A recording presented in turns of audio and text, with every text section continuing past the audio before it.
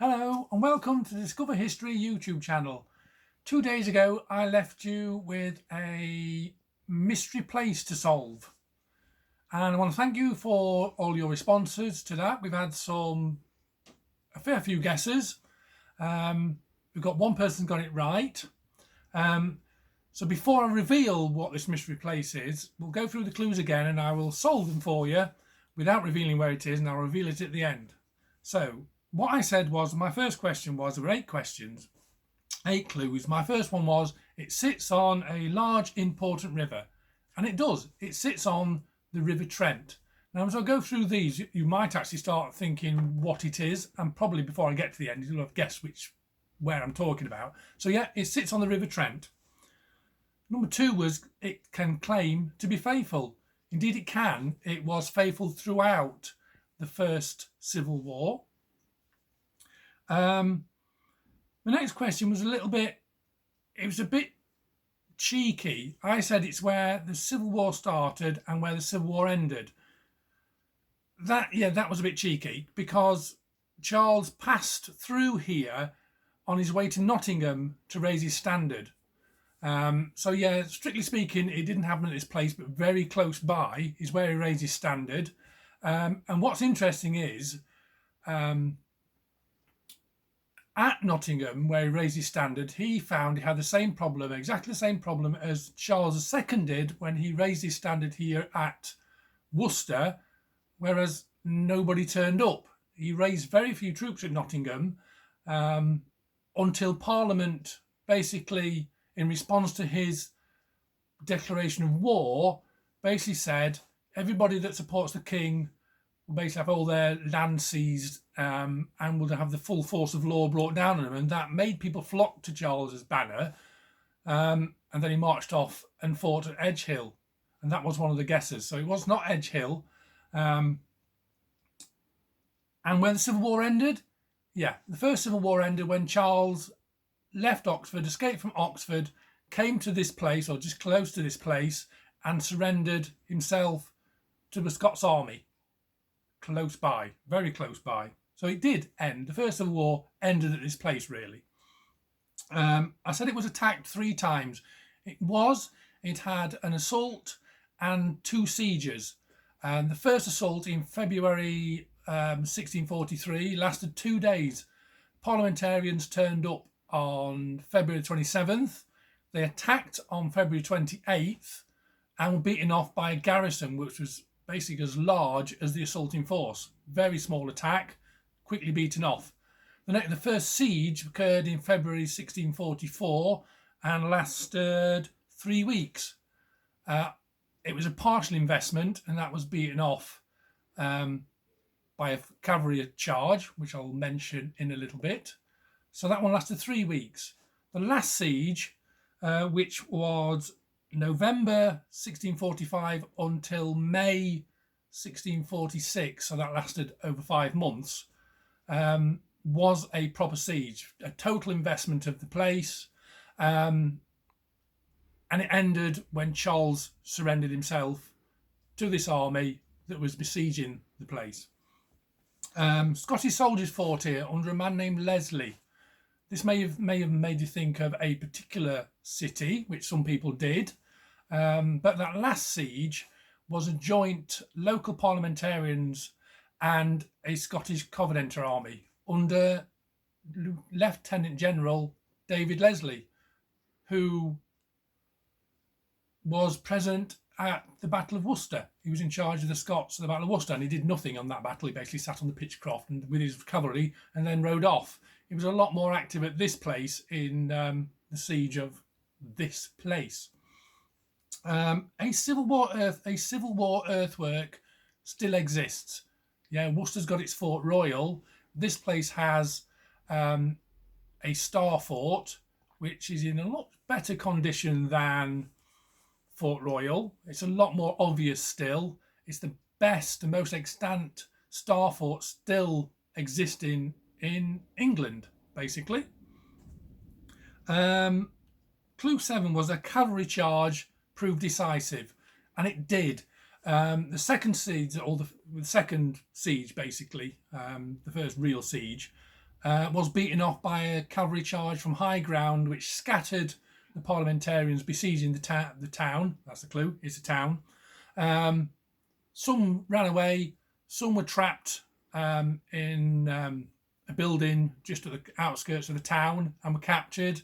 But basically, yeah, it was that cavalry charge plus infantry that scattered the forces surrounding the town, and then the garrison also sallied out and scared the rest of the besiegers away. So yeah. And then it has a museum with Civil War exhibit. It has the National Civil War Centre in the town, in a museum in the town. So that's it. That's the 8 clues. You may have got it by now. So where is it? What is this town? Well, I'm a Nottinghamshire lad. I came from East Retford, and East Retford is about 20 miles away from where I'm talking about. And you've probably guessed it already, but this is Newark-on-Trent in Nottinghamshire. Fascinating place. I think what fascinates about it to me is because I did, when I was at college in 2000, I did an access course for university. I did a local history project on Newark-on-Trent sieges, basically. And I've always found it fascinating when I moved down here and Paul starts to talk about the Battle of Worcester, the parallels, the similarities, the parallels, which is why we've had people guessing Worcester. One person did guess Newark, and he's a follower on our YouTube channel called Squiggles, so well done. That's excellent. It is Newark. So it's basically, I find there are a lot of parallels, similarities between Newark and Worcester. Sir David Leslie, Lieutenant David Leslie, yeah, he was in charge of the Scots at Newark, and he was also in charge of the Scots, part of the Scots at Worcester. This Civil War earthwork that I said is still here, that's a reproduction of it. That's a star fort, classic star fort. That's the Queen's Sconce at Newark. They built 2 of these. They dug 2 of these. Queen's Sconce is south of Newark, outside the defences, and they had the King's Sconce, which was north of the defences, which is now under a shopping centre, basically. But the Queen's Sconce still exists. Like I say, it's the most complete Civil War star fort in the country. And that is it today, if you can see that there. It's in Devon Park, just on the southern outskirts of Newark. Yeah, still see the massive ditches, still see its star shape. And yeah, that's the most complete star fort we've still got left in this country. So yeah, it's Newark-on-Trent. Fascinating place. I found it interesting because I'm from Nottinghamshire. And Nottinghamshire in the Civil War is a fascinating place. All places were divided by the Civil War. Nottinghamshire especially so. And it's important, where Newark was on the River Trent was really important because it covered only one of only 2 major crossings, major bridges over the River Trent.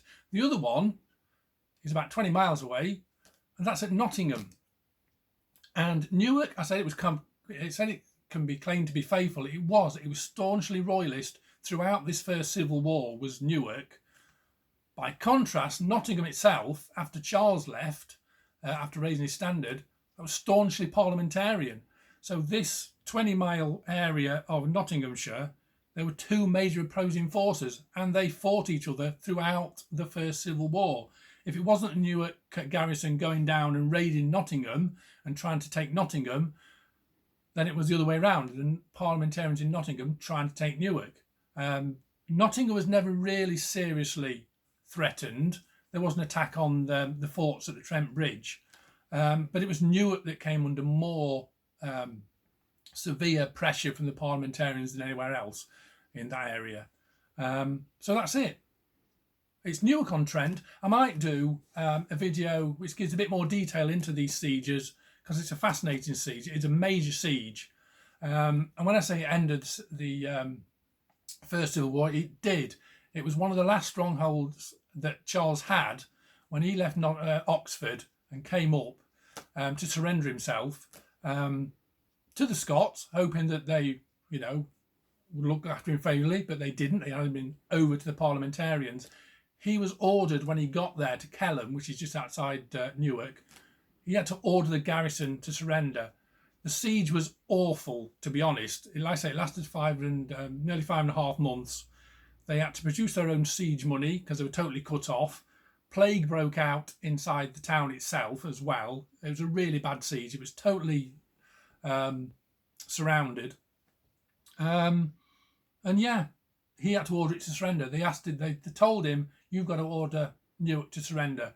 They didn't want to because they reckoned they could hold out a lot longer, even though they got plague in there. They were still holding out. They'd already held out against 2 attacks on the town.